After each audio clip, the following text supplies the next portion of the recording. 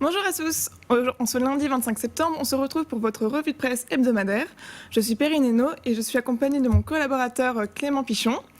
Dans le sommaire de la semaine, nous allons évoquer plusieurs sujets, tels que le sensationnalisme des ouragans, le premier discours d'Emmanuel Macron à l'ONU, et pour finir, nous allons parler de la nouvelle campagne nantaise pour une participation citoyenne.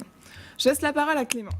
Donc pour commencer, on va revenir sur les ouragans, donc un thème récurrent dans notre chronique. Donc la question, c'est les ouragans et le sensationnalisme. C'est-à-dire maintenant, depuis quelques semaines, on entend parler de Maria, de José, d'Irma, qui sont différents ouragans qui touchent les Antilles françaises, mais pas que. Donc c'est assez intéressant de rentrer dans la médiasphère, parce que finalement, la question du sensationnalisme et de la proximité est quand même récurrente. Donc on a l'exemple de l'aéroport de Grand-Case, ici, où on nous dit l'aéroport de Grand-Case a été détruit, on n'a pas d'autre sortie. Non, parce qu'il y a quand même un côté hollandais et on n'en parle pas. On fait un peu omission de ce qui se passe ailleurs.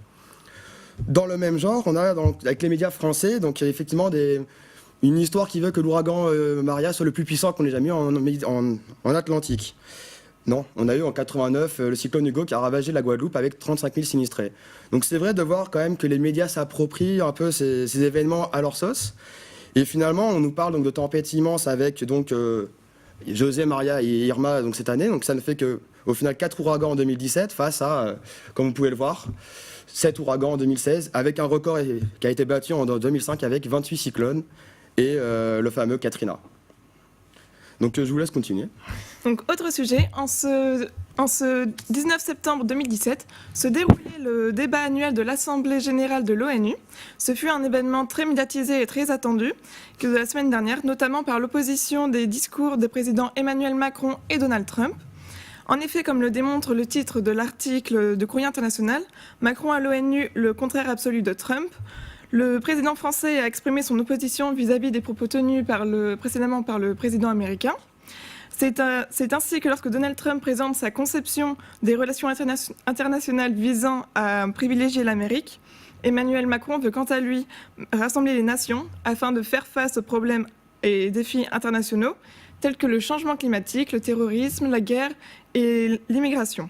De plus, comme le souligne Le Figaro dans son article, le président français veut protéger les biens communs qui sont menacés par ces problèmes évoqués précédemment. Contrairement à Donald Trump qui désigne des coupables de l'instabilité générale, Emmanuel Macron préfère parler d'un échec collectif qui peut voir son terme grâce à un règlement politique. Son cœur de discours visait toutefois à lutter contre le terrorisme en se mobilisant collectivement.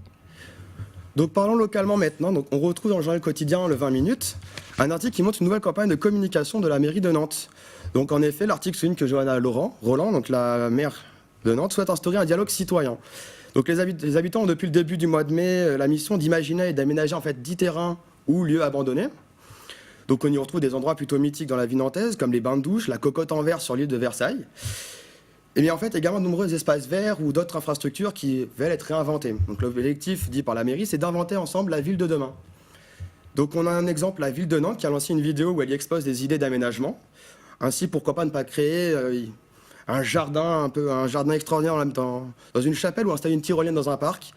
Les Nantais ont jusqu'au printemps 2018 pour participer, donner leurs idées, ainsi qu'à des porteurs de projets. Donc à la fin de cette échéance du mois, pour les Nantais, on pourra voter pour le meilleur projet citoyen et donc le lauréat se verra ensuite remettre les clés des lieux pour installer son idée. Donc merci Clément, c'est ainsi que se conclut notre revue de presse. On se retrouve la semaine prochaine pour une nouvelle édition.